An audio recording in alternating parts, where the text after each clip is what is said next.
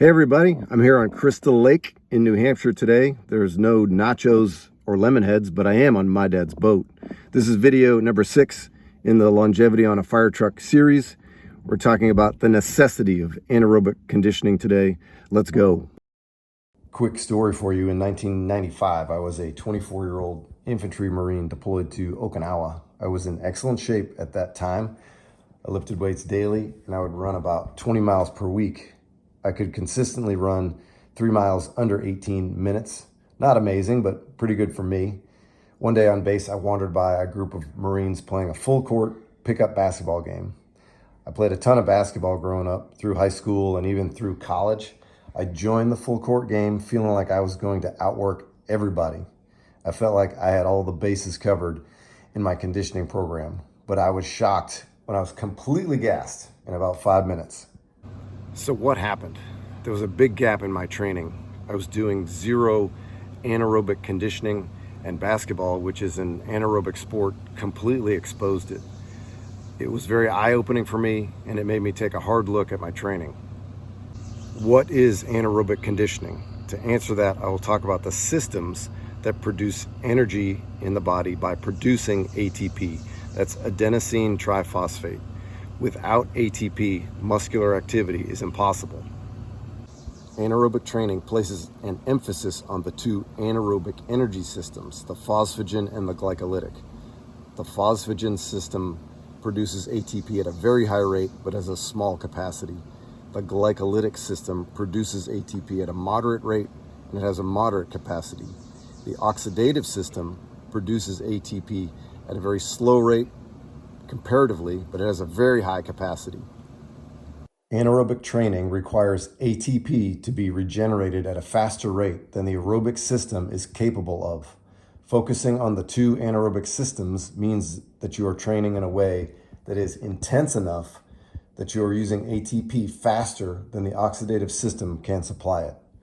So you are working intensely, approaching maximum effort under fatigued conditions, working at a high percentage of max heart rate, a high percentage of VO2 max, breaks and transitions are generally short, and there is a high level of acidity in the muscular environment.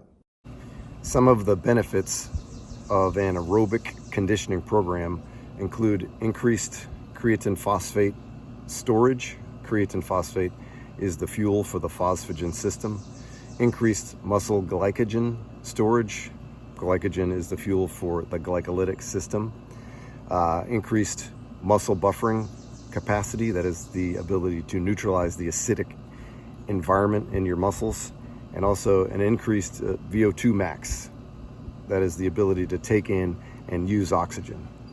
We've talked about anaerobic training and its benefits. Why do we as firefighters need to train anaerobically? Why is that a necessity for us? Structural firefighting at its very core is an anaerobic sport.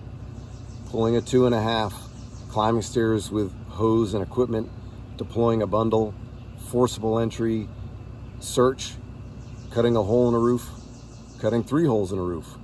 These are all extremely anaerobic activities.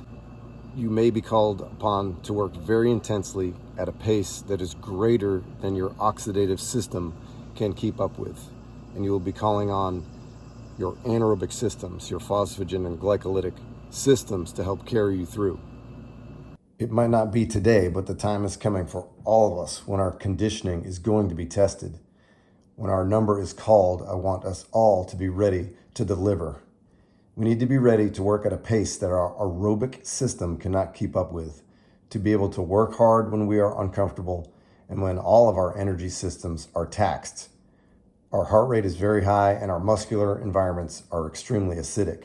By adding anaerobic conditioning to my programming, I am better prepared at the age of 53 than I was at 24 for the anaerobic work of firefighting.